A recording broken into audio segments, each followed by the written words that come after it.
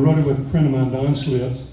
And many years ago, we were having our 10 o'clock writing appointment in Nashville. You know what that's like.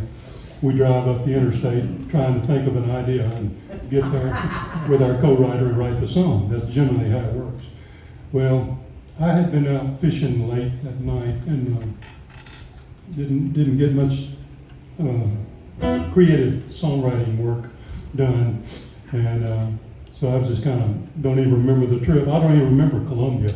Next thing I knew, I was in Franklin, so I said, oh, okay. So I get to that writing appointment, and Don comes in about 10 minutes late, and he's always early. And I said, man, what's wrong? And he said, oh, I went to bed at 4:30, and I drank all night with my buddies from Europe. And he said, I'm brain dead. I hope you got some ideas. And I said, well, maybe we ought to go to Nashville and eat breakfast or something, because I don't have any idea. And he said, well, let's write one anyway. And I said, okay. He said, what are the people talking about in Muscle Shoals? And I said, well, they're talking about the drought and how we could stand a little rain. Well, this was back in the days of notepads. Remember the 8.5 by 11 yellow pad? He wrote at the top of the page, stand a little rain. He said, that's the song we're going to write. And I said, well, cool. Songs normally have a melody and lyrics to go along with it. We have neither. And he said, well, I'm going to go get a cup of coffee. You doodle around on the guitar with a melody, and when I come back, we'll write this song. He was gone about 5 minutes, and I was in there just trying to...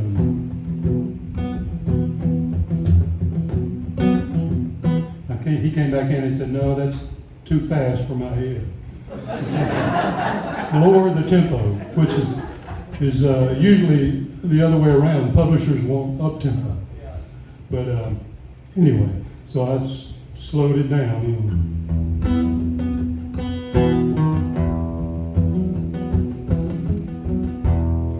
That's a pretty good little lick. He got into it, so he started writing crap on this page. And then he writes this one line, and I said, oh man, that's good. I said, we ought to write this with this. And the next thing I knew, we had a song done in 20 minutes. Wow. And it was just miraculous. I don't know where these things come from. I went to school to be a fisheries biologist. They just come from the sky sometimes. Somebody up there. And Lenny talks to him every now and then. And he talks to him for me, too. But anyway, we ended up writing this song in about 20 minutes and played it for my friend Pat Higdon. And he said, man, dirt band. I hear the dirt band do it. And that's one weakness I have in songwriting. I cannot cast any of my material to the right person. But that guy, he nailed it. And he went over there and played it for Paul Worley. And they cut it the next morning before we even got a chance to do a demo. So that's the way songwriting is a lot of fun when it happens like that. So, it's good old days, man. Good old days. But anyway, you get to hear my version of it right now. Nitty Gritty Dirt Band had a #1 record with it, and it was on their greatest hits album called 20 Years of Dirt. And we were feeling a little, just a tad cocky when they said that was the only song that wasn't going to be a previously recorded song. So we knew we had a shot at a single. So that was also good news. And it came to fruition. You ever use that word, fruition? That's a college word. No, it's a college word. I don't know those words. I use it, I just don't know what it means. Okay, let me get back to my lick now, if I can remember something.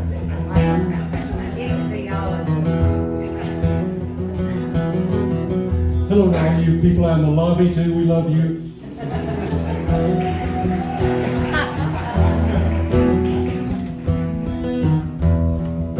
The dark cloud is a-comin', heading straight for your heart. It might get just a little bit crazy, baby. Try and tear us apart. When the storm blows over, only the true love will remain.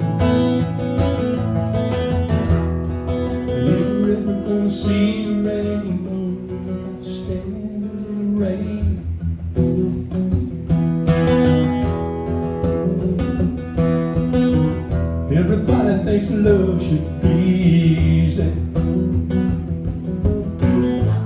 but it's never been that way. If love starts out with blue skies, and times those blue skies turn red,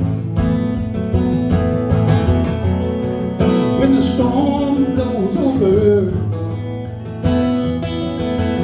only the true love will remain. If we're ever gonna see rainbow, we got to stand in the rain.